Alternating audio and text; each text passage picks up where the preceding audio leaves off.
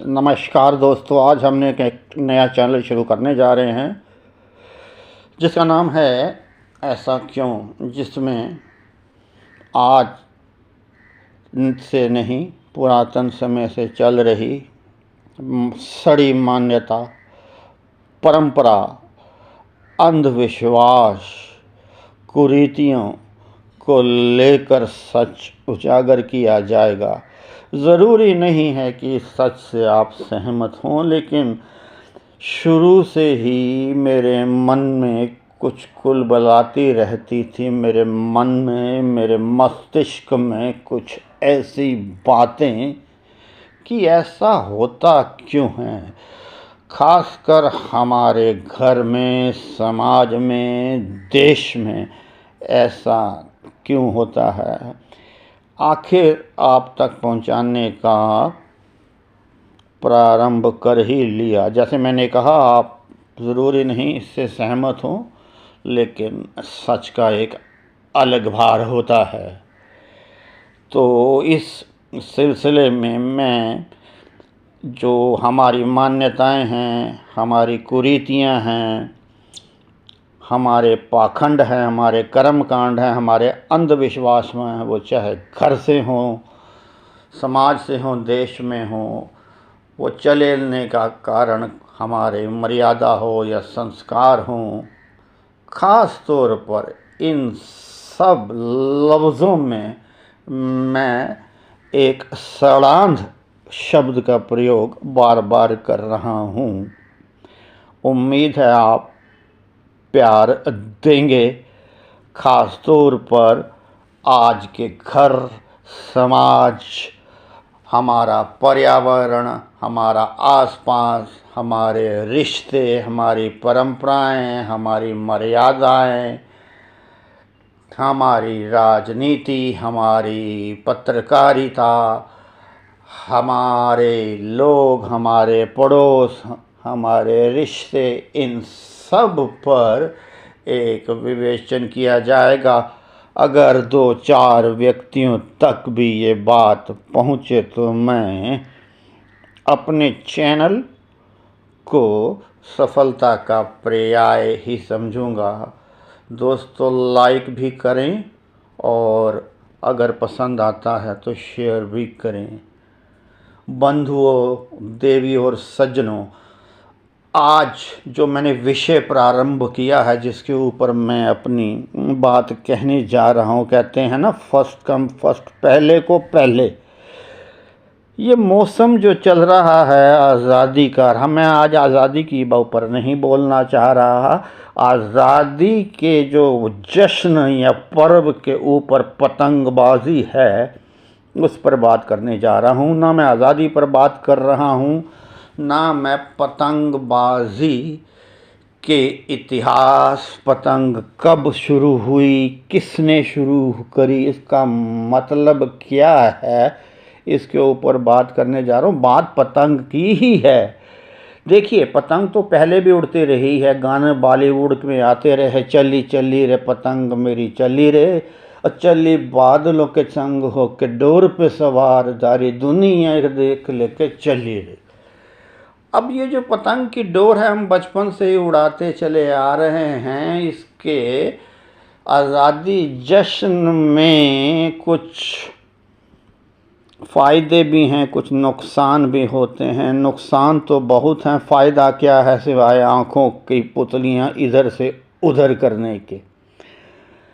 तो पहले लोग पतंग लूटते हुए शरीर को हानि पहुंचाते रहे, कुछ मुंडेरों से गिरते रहे, कुछ बिजली की तारों में अड़ती पतंगों से परेशान होकर अपनी इहलीला समाप्त कर बैठे।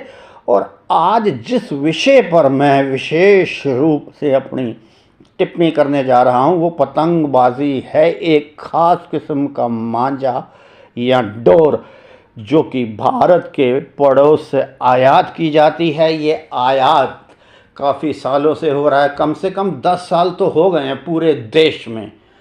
और आज की डेट में, आज की तिथि में इसे गैर कानूनी घोषित कर दिया गया है। चाहे वो प्रशासन हो या पुलिस हो या कानून का शिकंजा हो, लेकिन ये बात थमने को नहीं आ रही, क्योंकि ये जो डोर होती है ये बाहर साउथ एशिया के हमारे पड़ोसी देश से आती है। ये टूटती नहीं है, कटती तो है, लेकिन अगर कहीं फंस जाए तो आपके हाथ पे नुकसान हो जाएगा। मान लो पाइप में अड़ गई, लेकिन टूटेगी ये नहीं, कट जाती है। इसलिए ये डोर इधर उधर आपके छत्ताओं पे या पेड़ों पर या ऊंची जगहों पर चलती रहती है। अब सोचने की बात है कि पतंग क्यों उड़ाते हैं हम, पतंग का सिलसिला कब से शुरू हुआ, उस विषय में जाने की ज़रूरत नहीं है कब से शुरू हुआ। ये आज़ादी के बाद से ही इसका ज़्यादा चलन हुआ है। अब खुशी के कारण उड़ाते हैं, चलन आज़ादी में हुआ है। पहले डोर सी मांझा था जिसके ऊपर कुछ एक मैदा या कलफ जिसे बोलते हैं लगा कर कड़ा किया जाता था, जल्दी टूट जाता था, कट जाता था, उसकी रीलें बनती रही। बरेली में इसके होलसेल काम पहले भी था, आज भी है।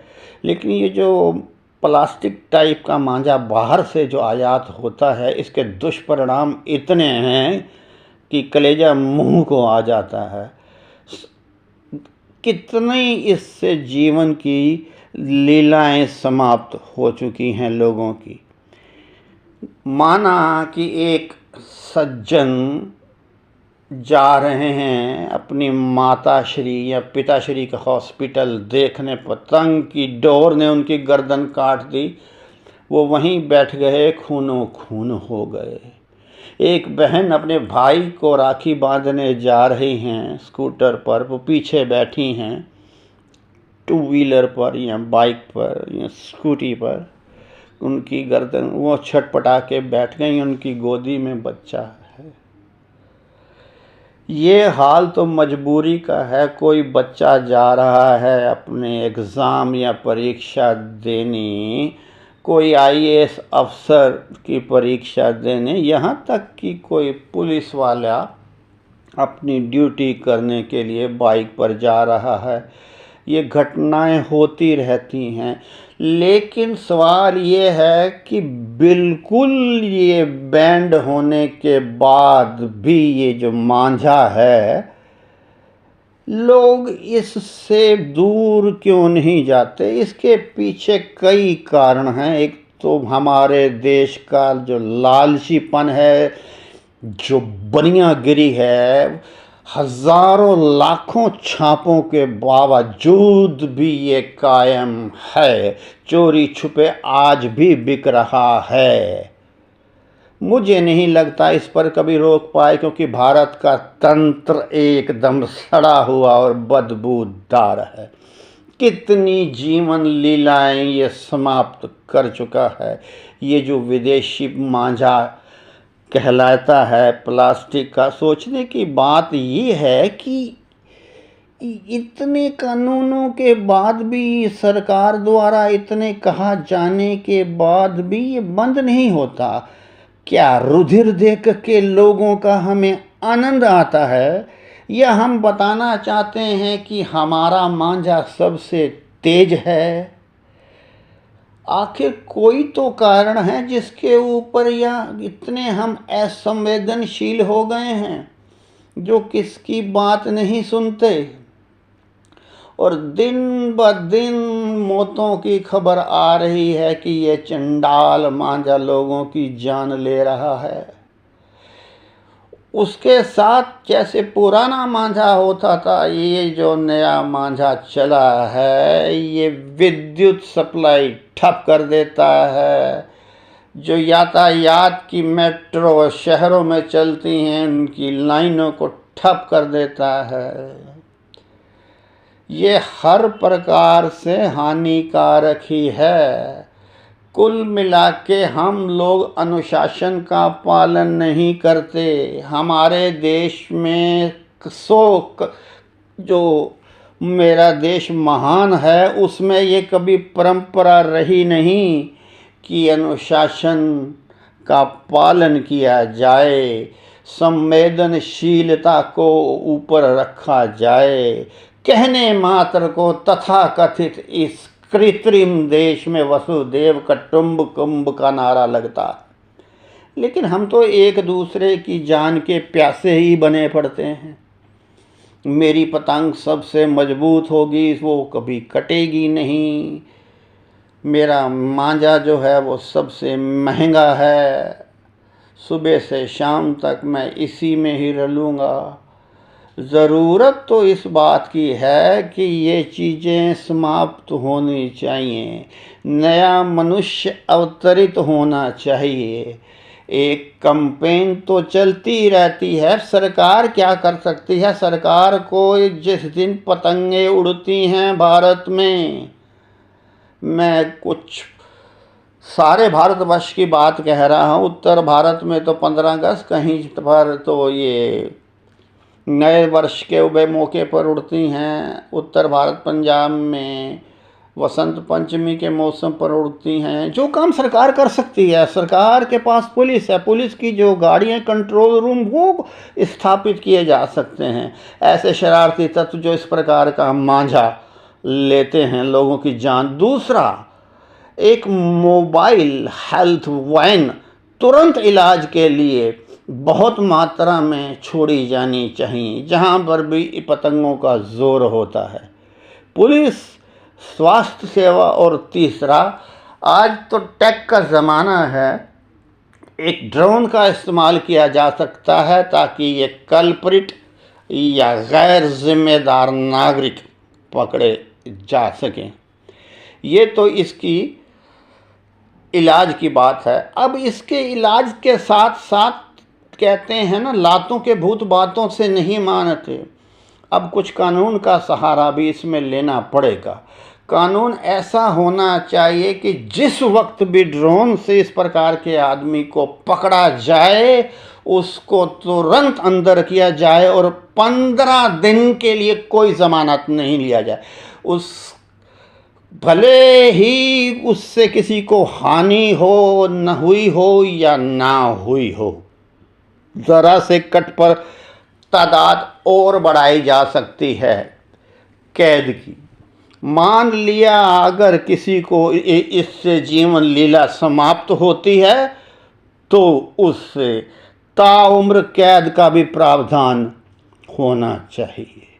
बिना इसके ये देश सुधरने वाला नहीं है। ये देश के नागरिक ऐसी बातों से बाज आने वाले नहीं हैं। ये कोई बुद्ध या महावीर स्वामी नहीं हैं। ये गैर इंसानियत के प्रतीक हैं। इनका संविधान में, इंसानियत में, प्रेम में, सत्य में, करुणा में कोई विश्वास नहीं। दोस्तों, आज इतना है। नमस्कार।